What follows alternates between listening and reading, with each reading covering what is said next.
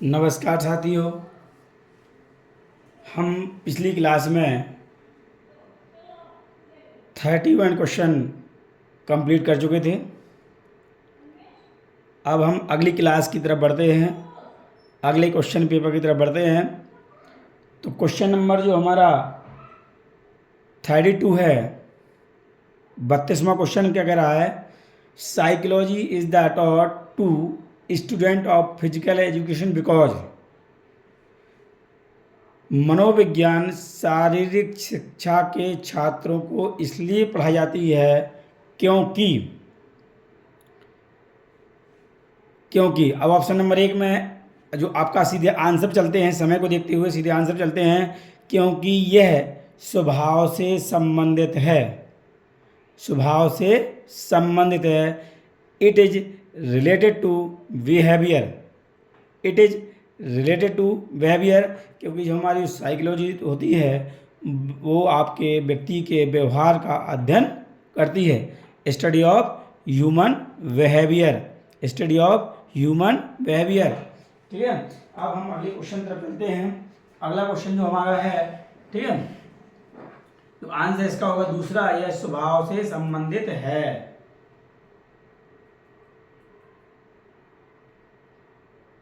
अगला क्वेश्चन बहुत ही इंपॉर्टेंट है। अगला क्वेश्चन देखिए हमारा बहुत ही इंपॉर्टेंट है, उसको देखिए आप कि कह रहा है कि द अमाउंट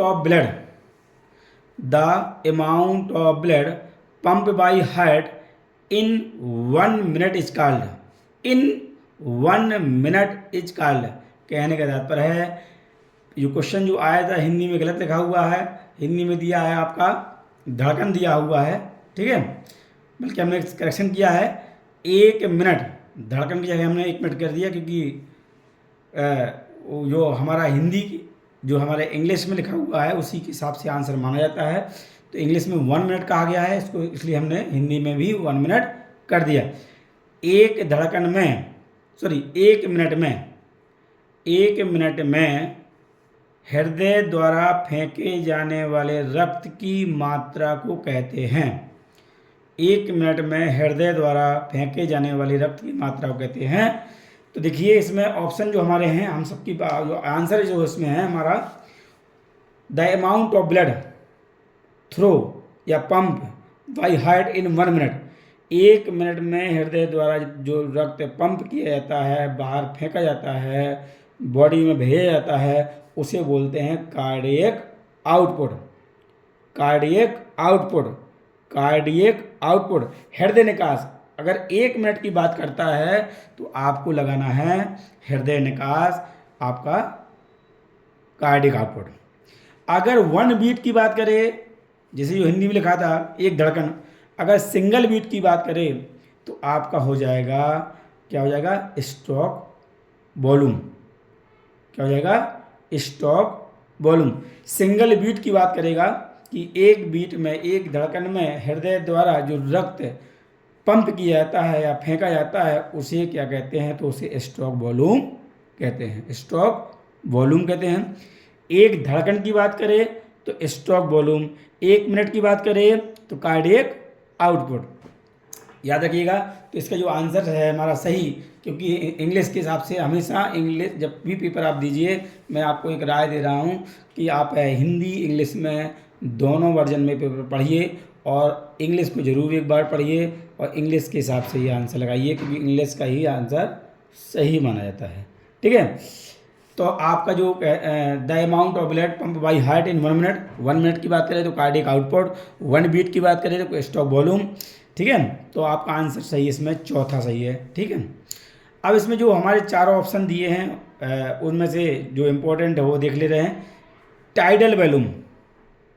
टाइडल वॉल्यूम, जिस तरह हमारा स्ट्रोक वॉल्यूम है वैसे ही हमारा टाइडल वॉल्यूम है। Tidal volume related to respiratory system और stroke volume related to circulatory system.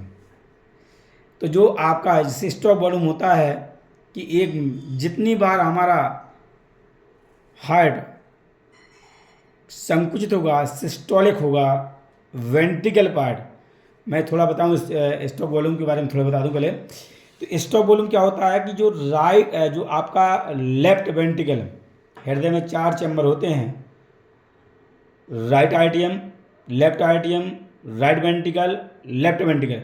Left ventricle से जब हमारा वेंट्रिकल सिस्टोल होता है, जब वेंट्रिकल सिस्टोल होता है तो वेंट्रिकल से जब ब्लड जो आता है बॉडी की ओर, उसे बोलते हैं स्टॉक वॉल्यूम।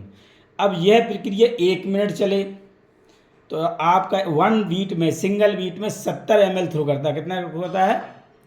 70 ml थ्रू करेगा। और आपकी जो बीट है 1 मिनट में लगभग 70 से 72 बार होती है। तो इस तरह 5 लीटर 1 मिनट में बाहर थ्रू करता है एक समान व्यक्ति का। एथलीट का होगा तो आपका क्या होगा कि इसकी जो स्टॉक वॉल्यूम की जो अमाउंट है वो बढ़ जाता है, 110 ml हो जाता है, 100 ml हो जाता है। और जो हार्ट बीट होती है वो कम हो जाती है। इसको आप वीडियो में देखेंगे तो बहुत बड़ी समझ में आएगा, ठीक है। इसी तरह हमारा टाइडल वॉल्यूम क्या है? The amount of air inhale और एक्सहेल इन नॉर्मल कंडीशन। सामान्य अवस्था में श्वास लेना और छोड़ना क्या होता है? टाइडल वॉल्यूम होता है। टाइडल वॉल्यूम कितना होता है हमारा? 500 ml होता है। इसी में वाइटल कैपेसिटी आ जाता है। फोर्सली इनहेल और फोर्सली एक्सहेल, बलपूर्वक श्वास लेना और बलपूर्वक श्वास निकालना, बलपूर्वक श्वास निकालना और बलपूर्वक श्वास लेना, ये जैवधारता है। इससे हम किसे नापते हैं? स्पायरोमीटर से नापते हैं। किससे नापते हैं? स्पायरोमीटर से नापते हैं। क्लियर? तो इसमें इतना जानिए, बाकी वीडियो में देखेंगे तो बहुत क्लियर आपको कॉन्सेप्ट होगा, ठीक है। तो अगला क्वेश्चन चलते हैं। अगला क्वेश्चन जो हमारा है ज्वाइंट से है। अगला जो क्वेश्चन हमारा है वो ज्वाइंट से है। इसमें जानना जरूरी है कि जोड़ क्या है, ठीक है। तो जोड़ 2 या 2 से अधिक हड्डियों के मिलने के स्थान को क्या बोलते हैं? जोड़ कहते हैं। क्या बोलते हैं? 2 या 2 से अधिक हड्डियों के मिलने के स्थान को जोड़ कहते हैं। अटैच टू और मोर बोन इट्स कॉल्ड ज्वाइंट। जहां पर 2 या 2 से अधिक हड्डियां मिल जाती हैं उसे हम जोड़ कहते हैं। अब कह रहा है कि इसमें जब क्वेश्चन कह रहा है, क्वेश्चन देखिए, the shoulder joint is a type of, shoulder joint is a type of, कि कंधे का जोड़ एक प्रकार है। तो ऑप्शन में आपका है बॉल एंड सॉकेट। जो शोल्डर ज्वाइंट है का बेस्ट एग्जाम्पल है वो आपका है बॉल एंड सॉकेट ज्वाइंट। सीधे आंसर देखिए, बॉल एंड सॉकेट ज्वाइंट जो आंसर है। कंधे का हो चाहे कूल्हे का हो, पहली वरीयता कंधे पे है, फिर आपका कूल्हा भी है। तो आपका बॉल एंड सॉकेट ज्वाइंट कहाँ होता है? कंधे और कूल्हे में। अब बॉल एंड सॉकेट ज्वाइंट है क्या? पहले तुम ज्वाइंट समझ लेते हैं कि ज्वाइंट क्या है। तो ज्वाइंट हमारे एक हड्डी से अटैच टू और मोर बोन, जहाँ पर एक से अधिक हड्डियां मिलती है जोड़ कहते हैं। जोड़ों को हम उनकी संरचना के आधार पर या मूवमेंट के आधार पर, मूवमेंट कहेंगे इसको हम, मूवमेंट के आधार पर, ठीक है। जोड़ों को गति के आधार पर, जोड़ों को गति के आधार पर 3 भागों में बांटा गया है। पहला है हमारा free movable joint, free movable गतिशील जोड़। दूसरा है स्लाइटली जोड़, अर्धगतिशील जोड़।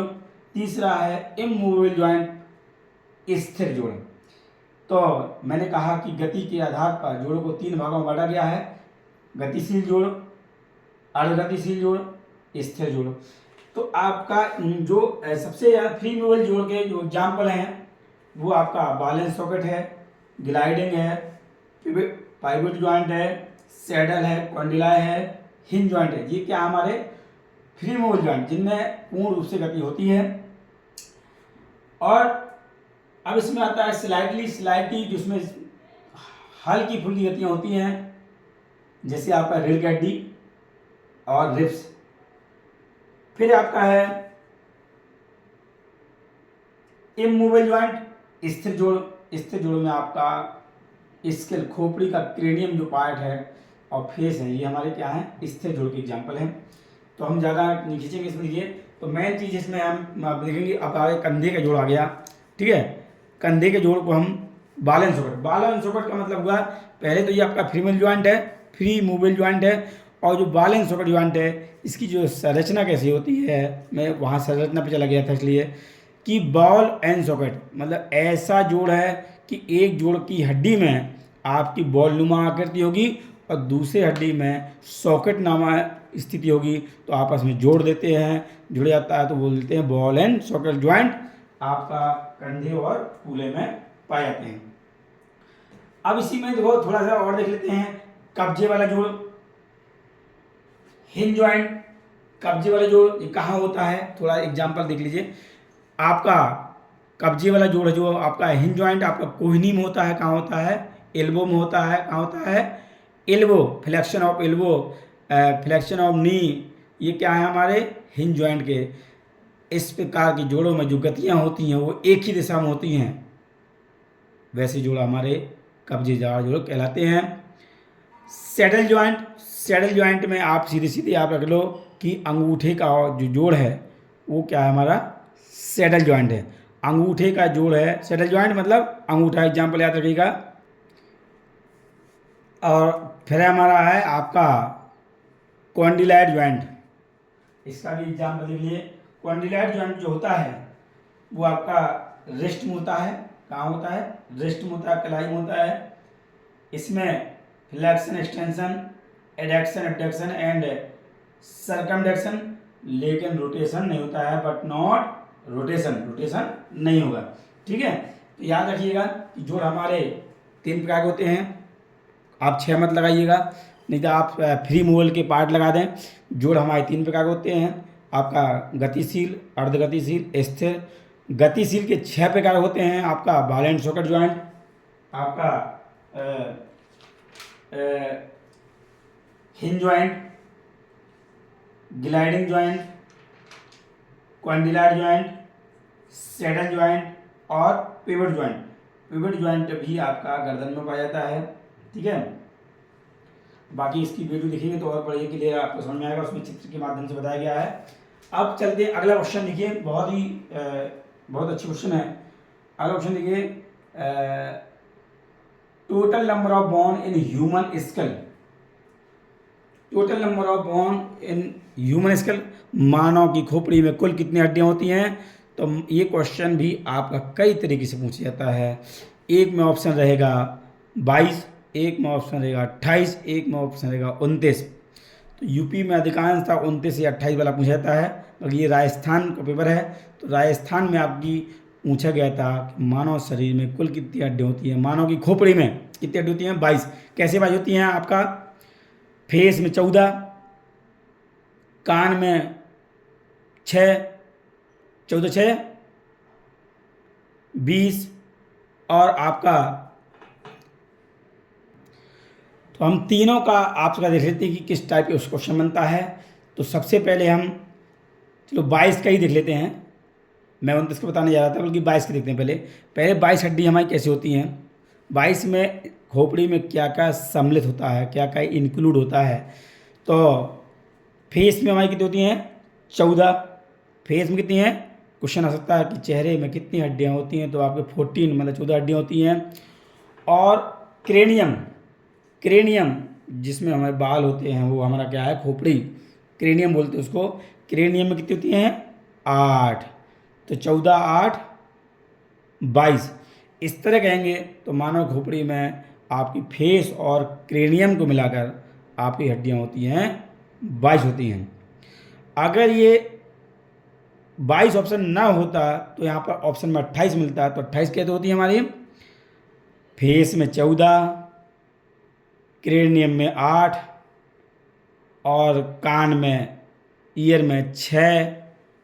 तो कितनी हो गई, 14 6 20, 20 और 8 28।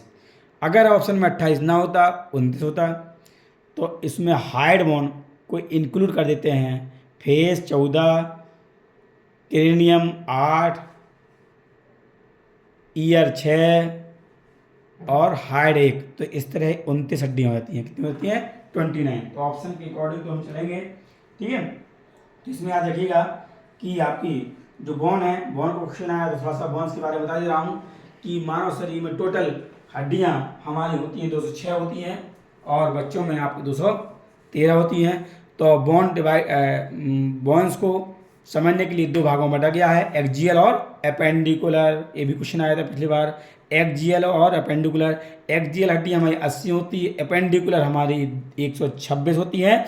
एक्जियल में हमारी कौन आती हैं, वो एक्जियल में आपकी आपकी एक्जियल में जो आती हैं वो हमारी आपका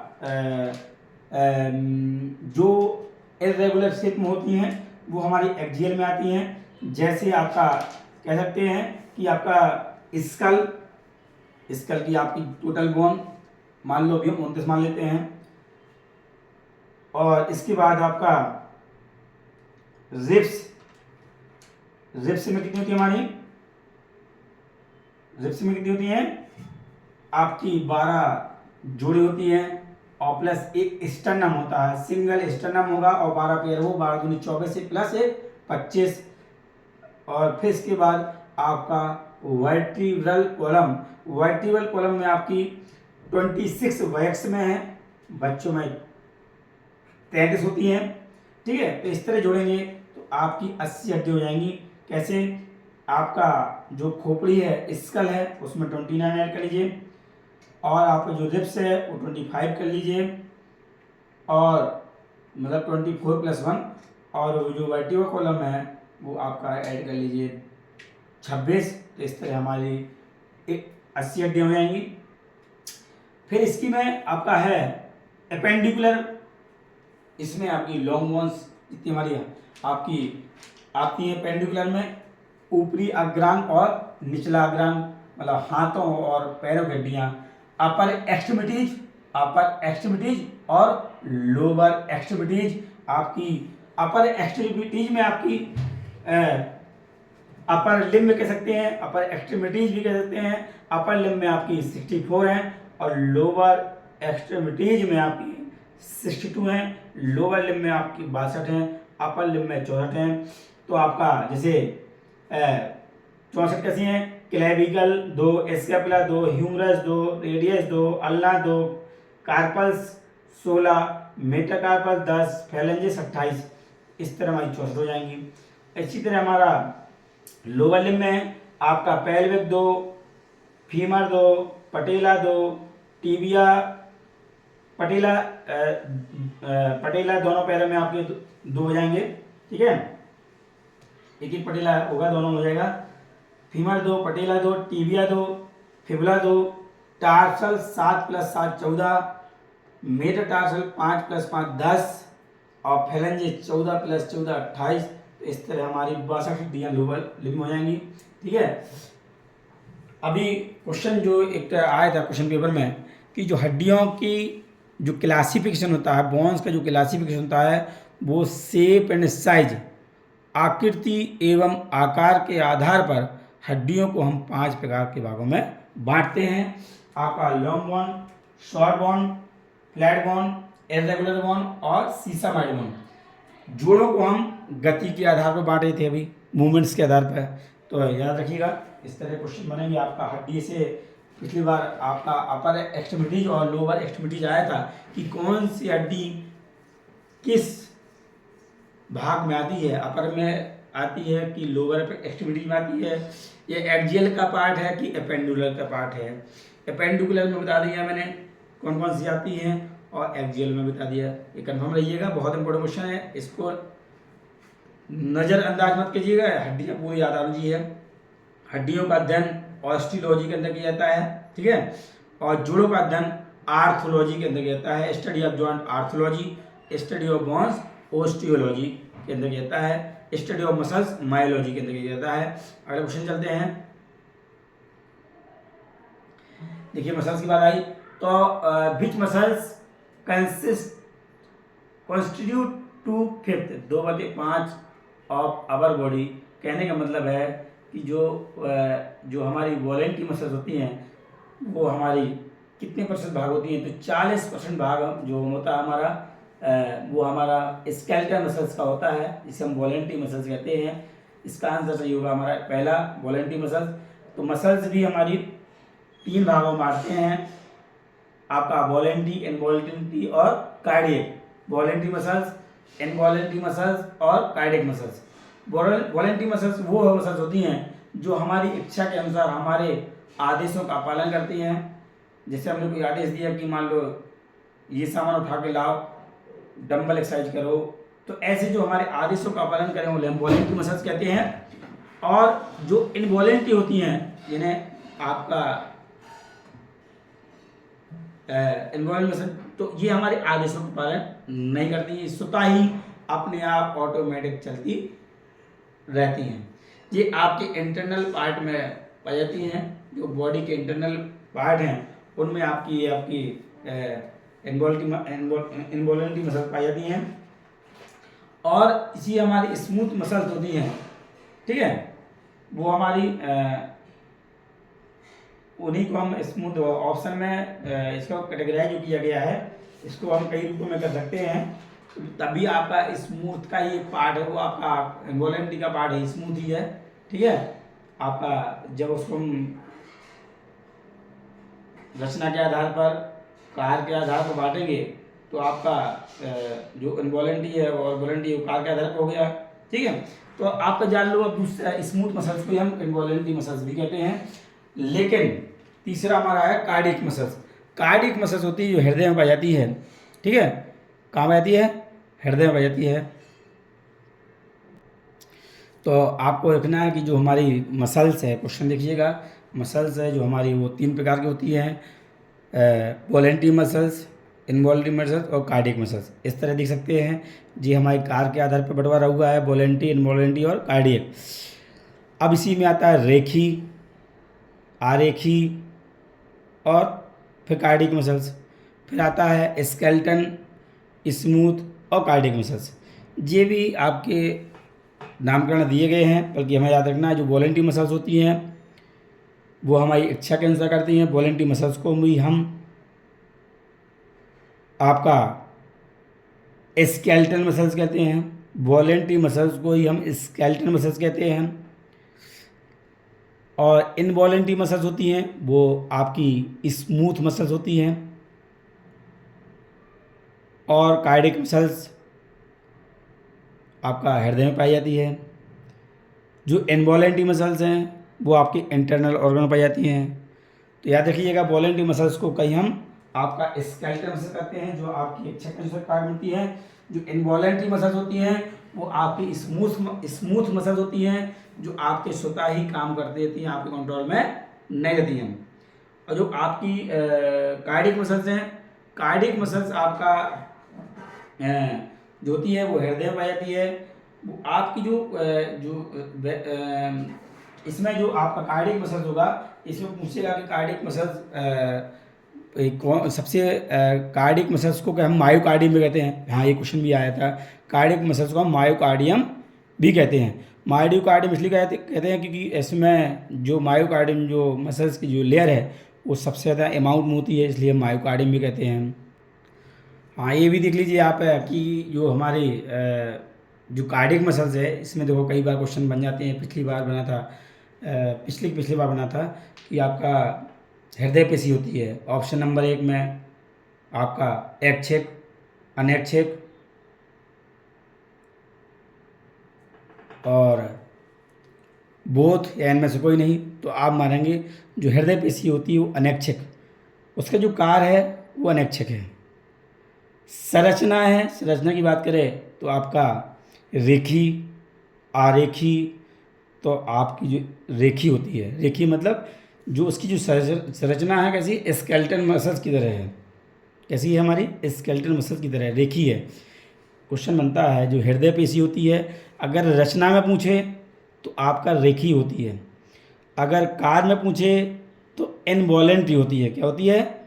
इनवॉलेंट्री, अनैच्छिक, ठीक है। ऑप्शन नंबर आता है कि हृदय पेशी होती है वॉलेंट्री, इनवॉलेंट्री और कोई ऑप्शन लगा देगा तो आपका कार्य में हो गए इनवॉलेंट्री। और दे दे कि हृदय पेशी संरचना में होती है आपका रेखी, आरेखी, तो आपका क्या होगी? रेखी होगी। ऑप्शन नंबर आता है कि हृदय पेशी होती है रेखी, option number 1। Option number 2 involuntary, option number 3 both, इनमें से कोई नहीं, तो आप लगाएंगे बोथ। आप समझ गए होंगे, ठीक है, याद रखिएगा। और वीडियो भी आके और क्लियर हो जाएगा क्योंकि वहाँ डिटेल में बताया गया है, ठीक है। अब हम अगला क्वेश्चन चलते हैं। मांसपेशियों के टिश्यू में कितने प्रतिशत पानी होता है? तो what is the percentage of water in muscles tissue? मांसपेशी के टिश्यू में कितने प्रतिशत पानी होता है? तो आपका 75% आपका पानी होता है, ये याद रखिएगा। क्वेश्चन नंबर 39 देखिए, जॉगिंग एंड स्पोर्ट्स डज, या jogging at on spot, misprint हुआ थोड़ा सा, जॉगिंग एट ऑन स्पॉट, ये पीजीटी 2011 में भी आया था, कई बार ये क्वेश्चन आ चुका है। तो इसमें जो है वह, इसमें जो आंसर है, strength all muscles except hamstring, सभी मांसपेशियों को मजबूत करना होता है सिर्फ हैमस्ट्रिंग को छोड़कर, ठीक है।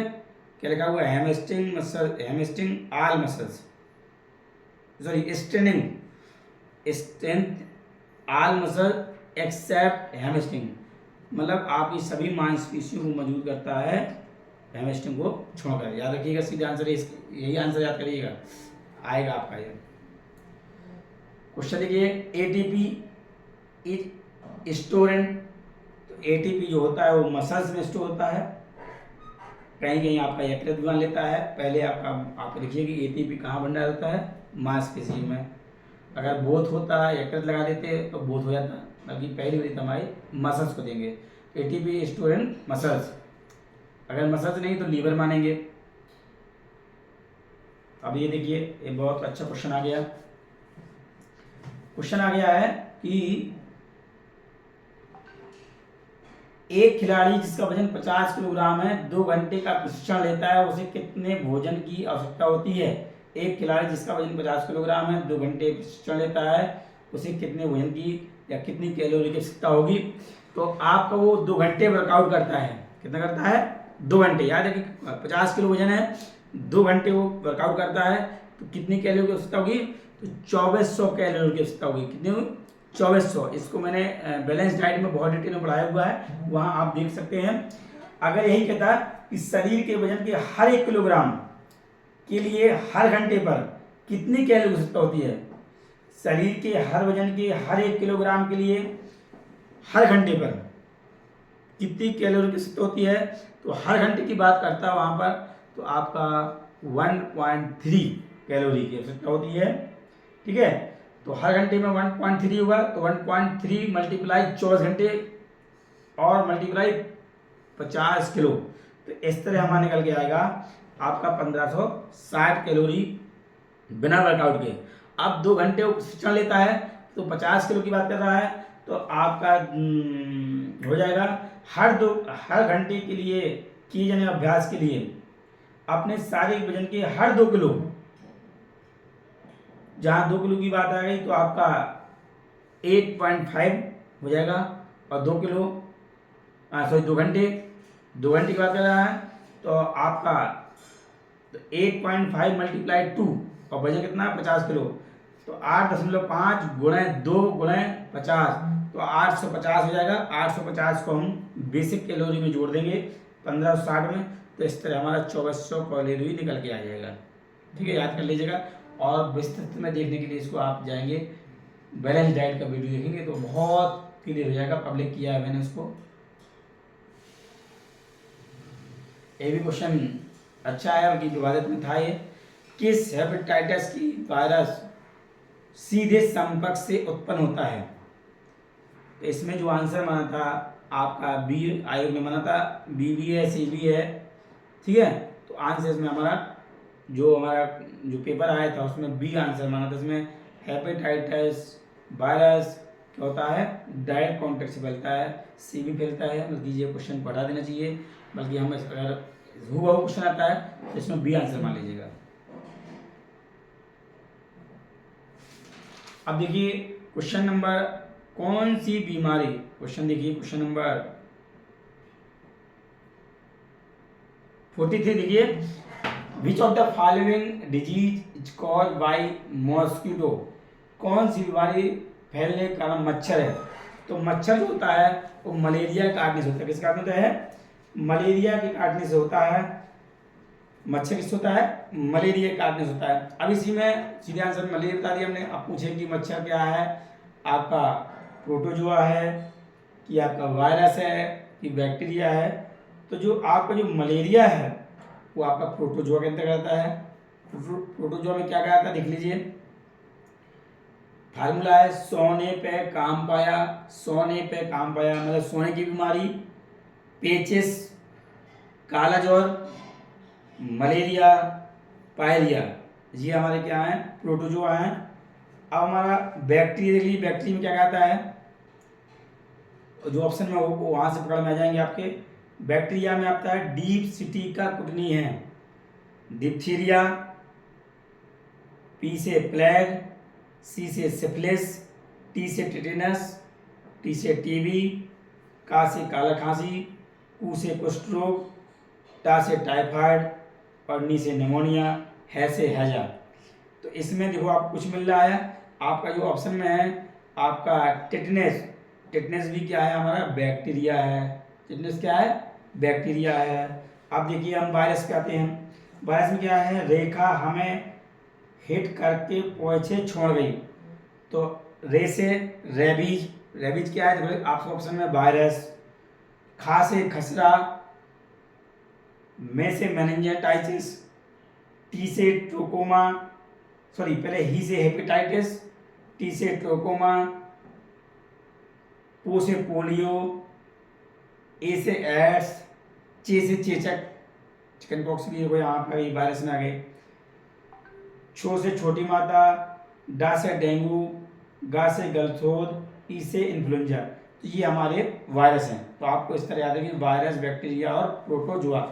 मलेरिया आपका प्रोटोजोआ है, टिटेनस बैक्टीरिया है और रेबीज और चिकन पॉक्स हमारे क्या है? वायरस हैं। याद रख लीजिएगा, रेबीज, चिकन पॉक्स वायरस हैं, टिटेनस बैक्टीरिया है और मलेरिया प्रोटोजोआ है। अगले क्वेश्चन पे चलते हैं। देखिए, अच्छे स्वास्थ्य के लिए कौन से प्रकार की एक्सरसाइज आवश्यकता होती है? For good health which type of exercise is necessary? इसका आंसर सीधे है लगातार व्यायाम, कंटिन्यू एक्सरसाइज, मतलब रेगुलर एक्सरसाइज करेंगे तो हमारा अच्छा स्वास्थ्य रहेगा। अगला देखिए, डायरेक्ट कम्युनिकेबल डिजीज, प्रत्यक्ष संचार वाला रोग है। तो इसमें देखिए प्रत्यक्ष संचार वाला रोग हमारा जो है वो आपका क्या है? हमारा एड्स है। क्या हमारा? प्रत्यक्ष संचार वाला रोग हमारा क्या है? इसमें एड्स है। ठीक है, जो हमारे डायरेक्ट जो कॉन्टेक्ट से होता है। ठीक है, किस होता है? हमारे डायरेक्ट कॉन्टेक्ट से होता है। जैसे आपका डायरेक्ट शारीरिक संबंध बनाना, उससे हमारा आपका हो जाता है, आपका एड्स होता है।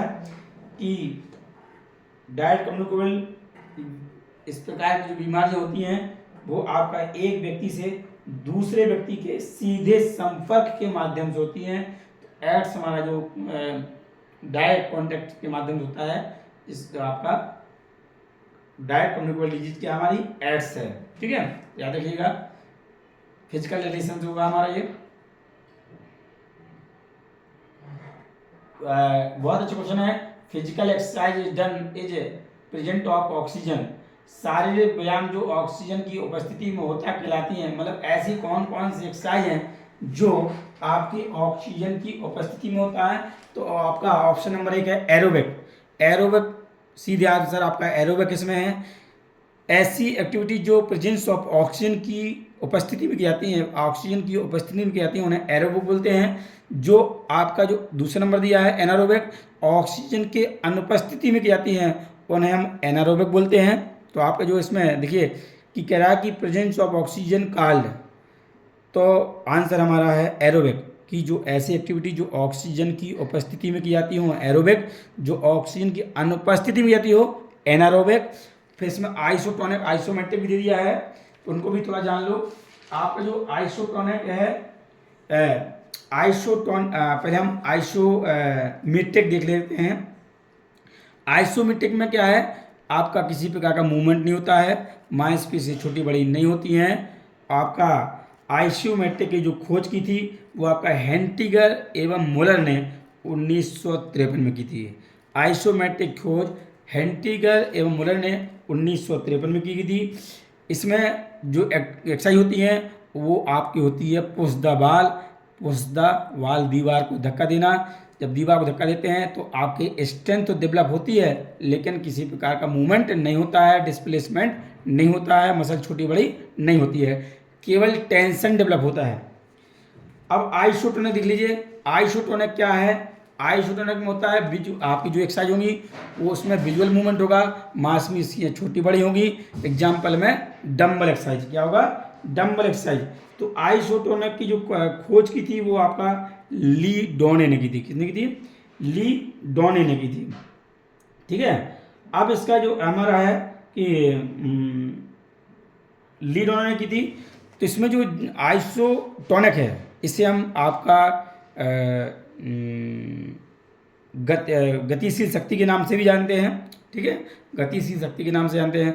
इसमें आपका डंबल एक्सरसाइज होगा, इसमें विजुअल मूवमेंट होगा, मसल्स हमारी छोटी बड़ी भी होगी। ठीक है, याद रखिएगा। अब आइसोकाइनेटिक क्या है? आइसोकाइनेटिक की खोज हमारी की थी पेरिन ने की थी। किसने की थी? आइसोकाइनेटिक खोज पेरिन ने की थी 1968 में। आपका आइसोकाइनेटिक खोज की थी। आइसोकाइनेटिक होता क्या है? इसमें कॉम्बिनेशन ऑफ बोथ आइसोटोनिक का और आइसोमेट्रिक का जो कॉम्बिनेशन मिल जाता है उसे हम बोलते हैं आपका आइसोकाइनेटिक। कि हम जैसे आपका पुलअप्स, साइबेक्स मशीन की जो जिम में मशीन होती हैं, हम एक समय कॉन्ट्रैक्शन भी होता है, एक समय टेंशन भी रहता है, डेवलप हो जाता है, टेंशन भी होता है। तो इसमें कहते हैं कॉम्बिनेशन ऑफ बोथ आइसोकाइनेटिक। ठीक है। एग्जाम्पल में साइबेक्स मशीन याद रख लीजिएगा कि बेस्ट एग्जाम्पल ऑफ आपका साइबेक्स मशीन आपका आइसोकाइनेटिक का, पुश द बॉल आइसोमेट्रिक का, डंबल एक्सरसाइज आइसोटोनिक का। याद रखिएगा। आगे चलते हैं। अब क्वेश्चन कह रहा है कि इनमें से कौन सा विटामिन शरीर की वृद्धि एवं स्वास्थ्य शरीर स्वस्थ रखने की जिम्मेदार है? तो आपका विटामिन बी कॉम्प्लेक्स आंसर होगा इसमें से। इनमें से कौन सा विटामिन शरीर की वृद्धि और शरीर स्वस्थ रखने का जिम्मेदार है? तो विटामिन बी कॉम्प्लेक्स है। बल्कि हम सारे ऑप्शन देख लेते हैं, विटामिन जान लेते हैं। विटामिन हमारे 13 प्रकार के होते हैं। विटामिन की संख्या कितनी है हमारी? 13 होती है। विटामिन की संख्या हमारी 13 होती है। अब इसमें जान लेते हैं कि विटामिन में आपका सबसे पहले जान लेते हैं कि विटामिन और उसका रासायनिक नाम। ये भी क्वेश्चन बनता है, बहुत इंपॉर्टेंट है। तो विटामिन ए का जो रासायनिक नाम है वो आपका क्या हमारा रेटिनॉल है बेटा। और इसकी कमी से कौन सा होता है? रतौंधी। विटामिन ए का केमिकल नेम आपका रेटिनॉल है, इसकी कमी से होने वाला रोग रतौंधी है। दूसरा आपका है विटामिन बी1। विटामिन बी1 मतलब थायमीन, अभी डिग्री कॉलेज में भी आया था। थायमीन इसका रासायनिक नाम है, इसकी कमी से होने वाला रोग वेरी है। विटामिन बी2 राइबोफ्लोविन, आपका इसकी कमी से होने वाला रोग त्वचा फटना। विटामिन बी3 नियासिन, आपका बाल सफेद होना। विटामिन बी5 पेंटाथोनिक, पेलेग्रा रोग होता है। Vitamin B6 pyridoxine. Vitamin बी7 biotin, लकवा मार जाता है। विटामिन बी12 साइनोकोबालामिन, पांडु रोग हो जाता है, पीलिया हो जाता है, एनीमिया हो जाता है। विटामिन बी12 इसको हम साइनोकोबालामिन कहते हैं, रासायनिक नाम है। इससे पांडु रोग हो जाता है, पीलिया और एनीमिया, रक्त की कमी हो जाती है। Vitamin C ascorbic acid, vitamin C का रासायनिक नाम स्कारबिक एसिड। इससे क्या होता है? इसे एंटीऑक्सीडेंट भी कहते हैं। इसकी कमी से आपके मसूड़े फूल जाते हैं, मसूड़ों से खून आना शुरू हो जाता है। विटामिन सी की कमी से मसूड़ों में खून आना शुरू हो जाता है। विटामिन डी कैल्सीफेरॉल रासायनिक नाम है, कैल्सीफेरॉल रासायनिक नाम है। इसकी कमी से रिकेट्स और सूखा रोग हो जाता है, रिकेट्स और सूखा रोग। विटामिन ई टैकोफेरॉल, इसकी कमी से आपका जनन शक्ति कम हो जाती है, प्रजनन क्षमता कम हो जाती है। विटामिन के नेप्थोक्विनोन, रक्त का थक्का जमाने में सहायता करता है। केमिकल नेम क्या है? नेप्थोक्विनोन। विटामिन के नेप्थोक्विनोन रक्त का थक्का जमाने में सहायता करता है। ये तो हमारे सेकंड नाम हुआ। इस क्वेश्चन में सकते हैं, और इसमें बनता है कि कौन से विटामिन जल में घुलनशील है, कौन से विटामिन वसा में घुलनशील है। तो जल में घुलनशील हमारे विटामिन है हमारे जल में घुलनशील है आपका BC, और वसा में घुलनशील है ADEK, वसा में घुलनशील है ADEK, और जल में घुलनशील हमारे B and C। अब देखिए आगे चलते हैं।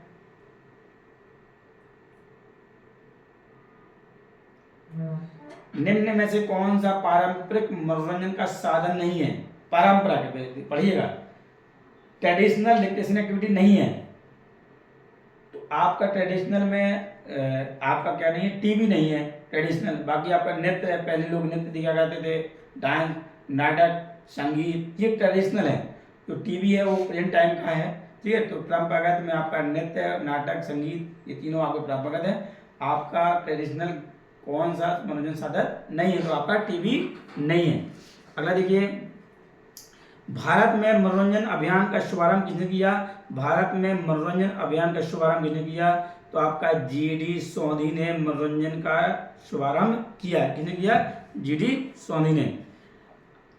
क्वेश्चन देखिए, मनोरंजन के संबंध क्रियाओं से नहीं संवेगों से किसने किया है? जोसेफ ने कहा है।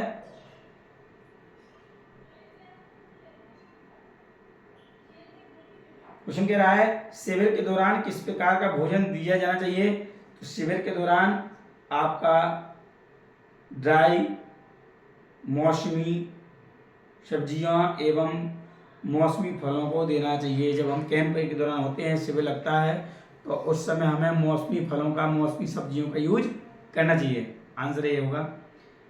अब देखिए, प्राणायाम मीन्स, प्राणायाम क्या है? प्राणायाम का तात्पर्य क्या है?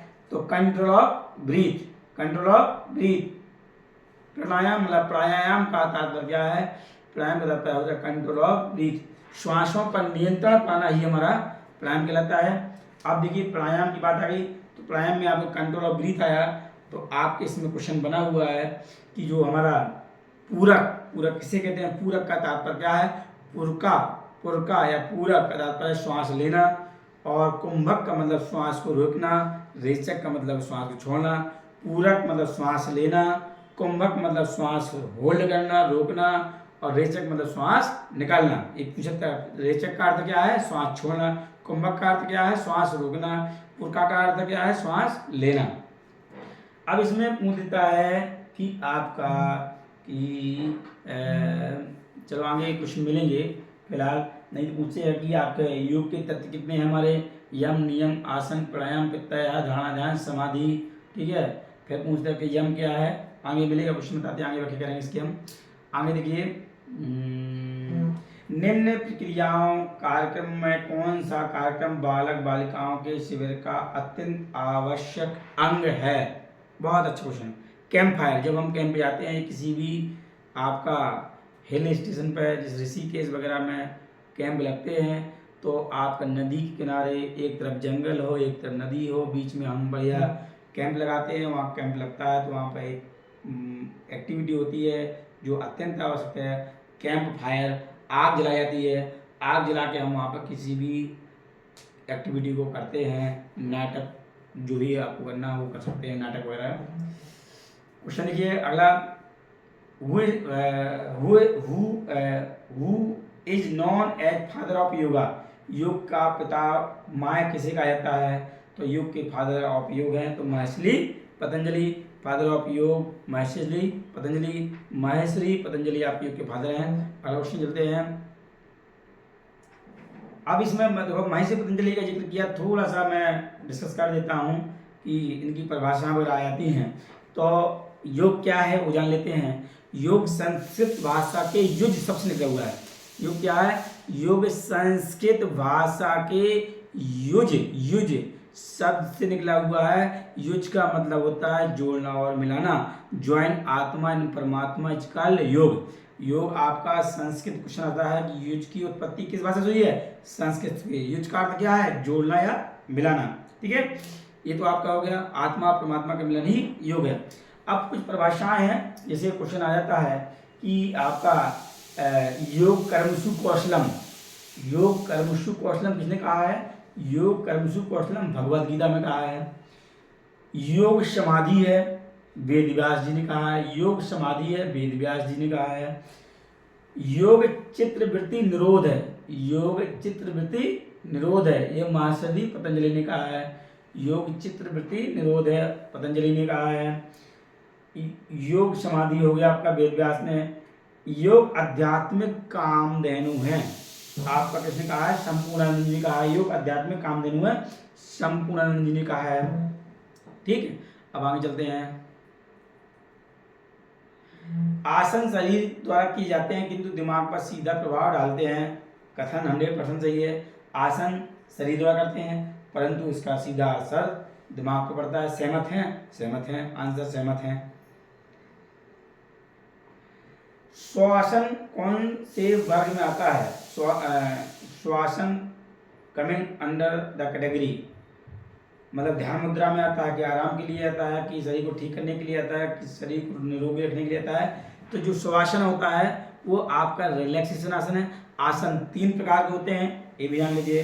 आपका आसन कितने प्रकार के हैं? हमारे 3 प्रकार के होते हैं। कौन कौन से? सुधारात्मक आसन, ध्यानात्मक आसन और शिथिलात्मक आसन।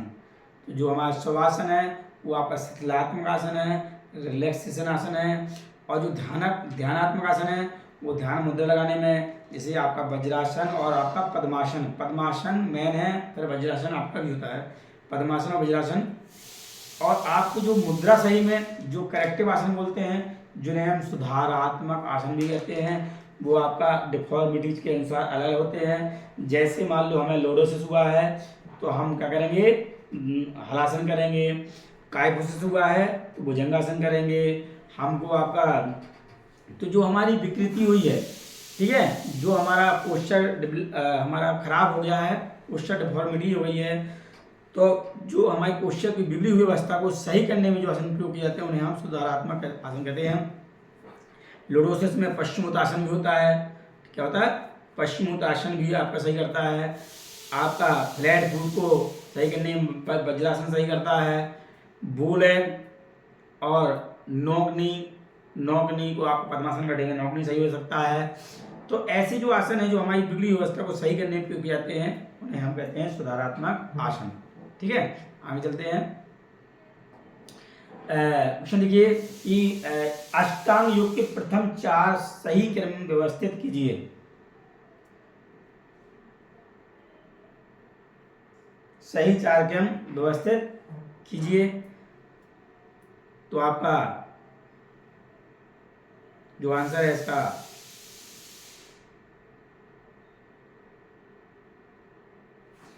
और इसमें देखिए थोड़ा सा इसमें डिस्कशन करूंगा, थोड़ा सा टाइम कम है तो इसकी मैं व्याख्या डिटेल में करूंगा, क्योंकि योग के बारे में फिर मुझे सारे एलिमेंट आ गए हैं। तो इस क्वेश्चन को हम अभी ड्रॉ कर लेते हैं, क्योंकि जब इसमें योग की मैं पूरी व्याख्या करूंगा, यम नियम आसन प्राणायाम प्रत्याहार धारणा ध्यान समाधि, यम क्या है, नियम क्या है, आसन क्या है, प्राणायाम क्या है, प्रत्याहार क्या है, धारणा क्या है, ध्यान क्या है, समाधि क्या है, इसकी चर्चा हम अगले क्लास में कर लेंगे। ठीक है, धन्यवाद। इतना याद करिए, जब तक आगे मिलते हैं।